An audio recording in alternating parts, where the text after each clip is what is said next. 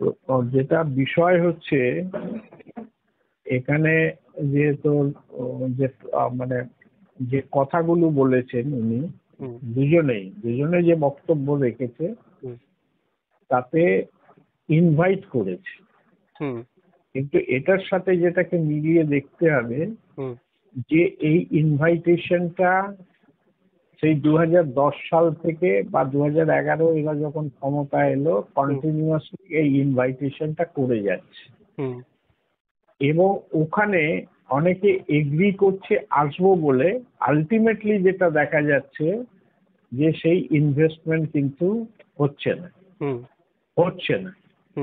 এর কারণটা কি? কারণ হচ্ছে প্রথম কথা যেটা, সেটা হচ্ছে যে এই ইনভেস্টমেন্ট করার জন্য যে তোমার মানে ইন্ডাস্ট্রি ফ্রেন্ডলি অ্যাটমসফিয়ারটা তৈরি করার দরকার, রাষ্ট্রের উদ্যোগে সেইটা নেই। কিন্তু এই রাষ্ট্রের উদ্যোগটা হবে এইখানেই যে যেখানে শ্রমিক কর্মচারীদের তাদের যে সাংবিধানিক অধিকার আছে সেই সাংবিধানিক অধিকারকে বজায় রেখেই করবে। ভারতবর্ষের সর্বত্রই তো হচ্ছে, যেখানে যেখানে তোমার ইনভেস্টমেন্ট হচ্ছে সেখানে শ্রমিক কর্মচারীদের তো স্ট্রাইকের অধিকার আছে, ধর্মঘটের অধিকার আছে, লড়াই করার অধিকার তো আছে। কিন্তু পশ্চিমবঙ্গের ক্ষেত্রে উনি যেটা করতে চাইছেন সেটা হচ্ছে যে এই সমস্ত অধিকার তাদের থাকবে না।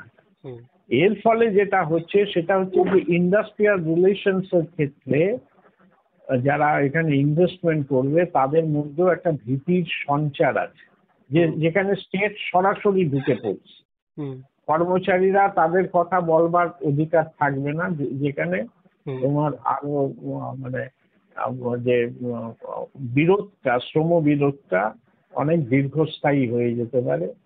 সেখানে তাদের যাই করুক না কেন, সে যদি সার্ভিস প্রোডাকশন করে বা কোনো তোমার গুডস প্রোডাকশন করে, সর্বক্ষেত্রেই এটা আসবে।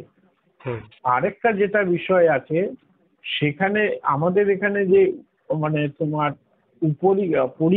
কাঠামো যেটা দেওয়ার দরকার, সেই কাঠামোর কোনো নিশ্চয়তা এই সরকার কোনোভাবেই দিচ্ছে না।